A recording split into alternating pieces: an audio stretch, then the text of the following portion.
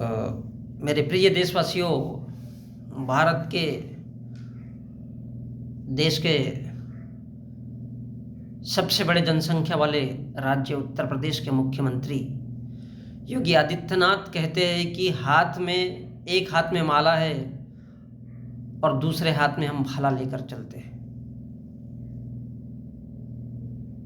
एक हाथ में माला है, फूलों की माला, बहुत अच्छी बात है कि एक हाथ में फूलों की माला रखते हैं वो, और कहते हैं कि दूसरे हाथ में भाला लेकर चलते हैं। बोले ये क्या है? हमारी संस्कृति है। जो मुख्यमंत्री भी है और साधु भी है और संत भी है, तो साधु का स्वरूप कैसा होना चाहिए? साधु का स्वरूप होना चाहिए, साधु वही है, एक हाथ में माला, अर्थात कोई भी आने वाला आदमी है उसके गले में डालो, उसका स्वागत करो, उसे प्यार से समझाओ, बड़ी मोहब्बत से समझाओ, दिमाग ठंडा रख करके समझाओ, और दूसरे हाथ में पीछे से भाला मार दो। भाला इसलिए ताकि उसकी हत्या भी होनी चाहिए।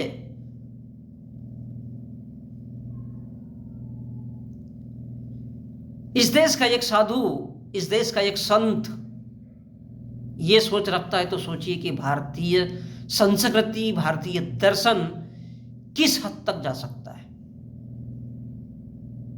कैसा होगा भारतीय हिंदू समाज और हिंदू दर्शन।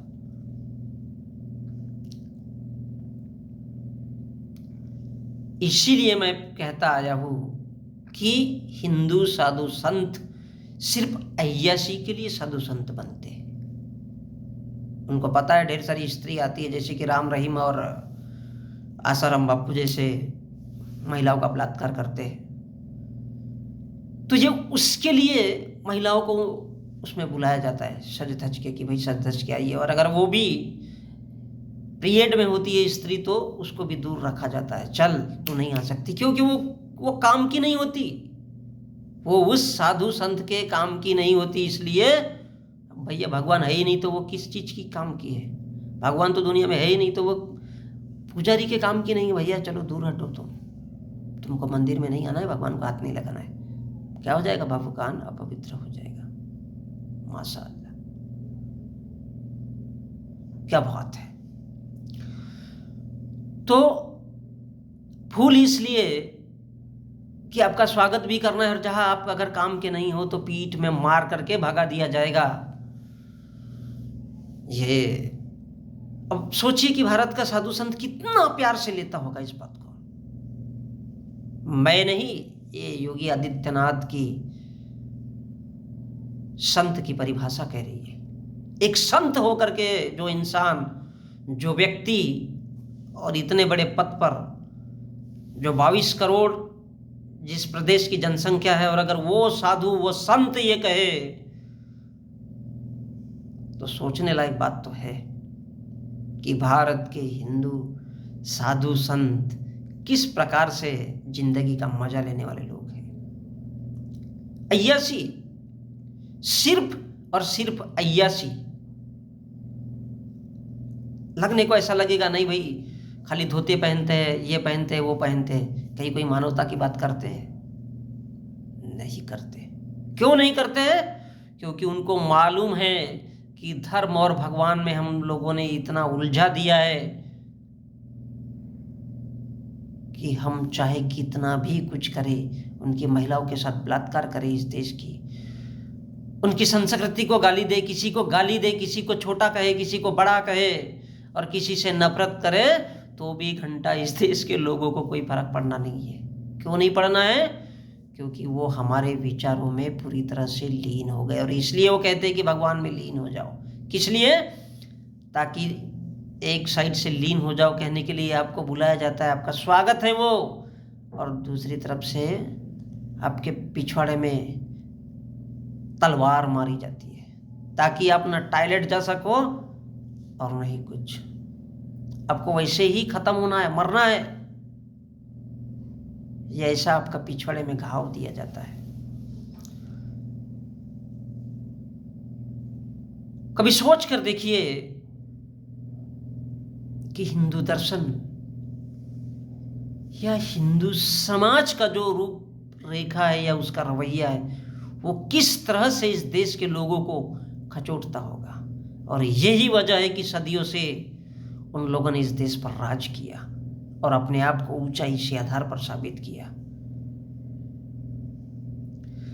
और इस देश के आपस के लोगों में नफरत इतनी फैला दी कि बोले ये कौन है, बोले ये अछूत है, उसी इंसान को। क्योंकि किसी भी शक्तिशाली वर्ग को अगर कमजोर करना है तो भारत के शास्त्रों का सार ये है कि उनको नफरत सिखा दो, नफरत सिखा दो।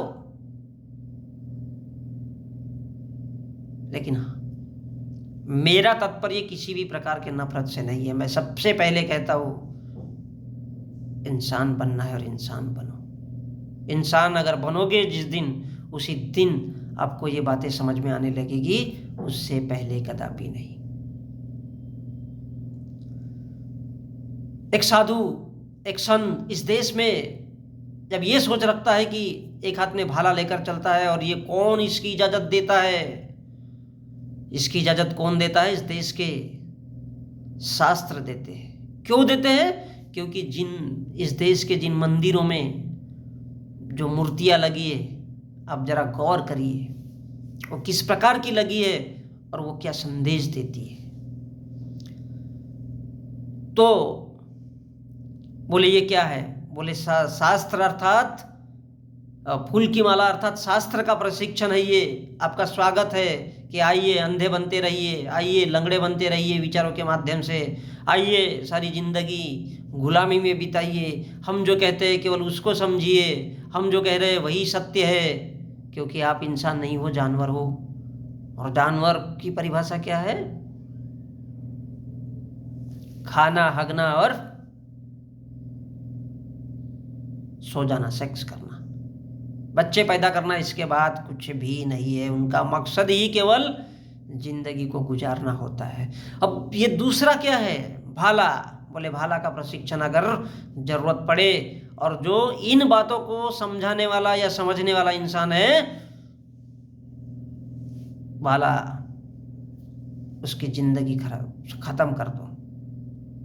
क्योंकि एक अगर खत्म होगा तो बोले बाकी लोगों में डर बैठेगा और इस प्रकार से एक ऐसे समाज का निर्माण होगा जिससे सच्चाई कभी भी सामने ही नहीं आएगी। और इसलिए सच तो यह है कि ऐसे मुख्यमंत्री हो, चाहे वो साधु के रूप में हो, चाहे कुछ भी हो, उनको बात इस देश के गरीब लोगों की करना चाहिए, इस देश के बेरोजगार लोगों की करना चाहिए। इस देश में गरीब कितने हैं, उनके बेटे शिक्षित है या नहीं है, उनकी शिक्षा के लिए क्या प्रबंध किया जाना है वो करना चाहिए। इस देश के गरीब किसानों के लिए उसकी बात होना चाहिए, इस देश के युवा बेरोजगारों की बात होना चाहिए। लेकिन इन बातों से इस देश की सरकारों को कोई लेना देना नहीं है।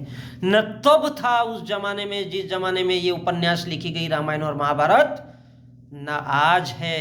क्योंकि उनको पता है कि जब दुनिया अंधी हो जाती है, लोग अंधे हो जाते हैं और उनकी आंखें नहीं खुलना चाहिए, इसलिए उनकी हत्या करवा देना है। और फूलों से स्वागत किसका करना है?